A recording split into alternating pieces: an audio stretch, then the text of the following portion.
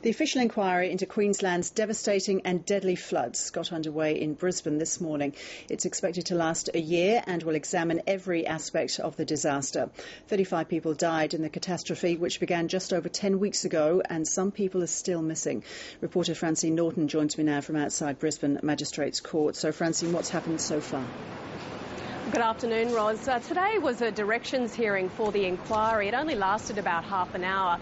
And the head of the inquiry, Commissioner Supreme Court Justice Catherine Holmes, she gave her opening address to the inquiry. She started off by saying that since the inquiry was established on the 17th of January, the Commission has been in a state of frantic busyness. It's already visited the areas in the Lockyer Valley, Grantham, Postman's Ridge.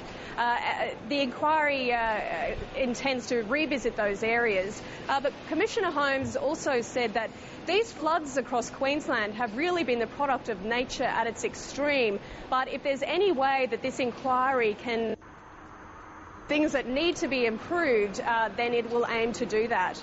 Also today, the Peter Callaghan, SC, the counsel assisting the inquiry, he really set out the framework for this inquiry.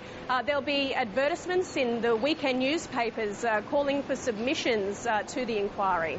And Francine, the inquiry is wide-ranging, but what's the main focus going to be?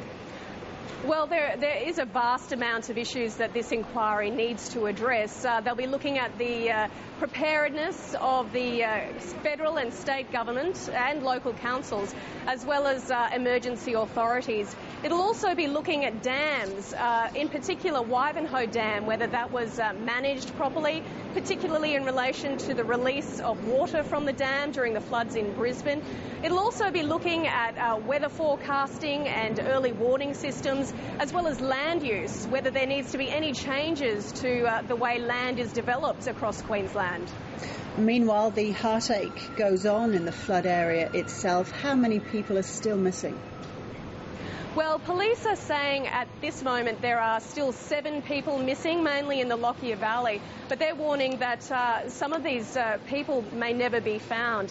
The clean-up process is continuing in a lot of areas across Queensland from these floods since they happened back in November last year. Francine, thank you. Thanks, Roz.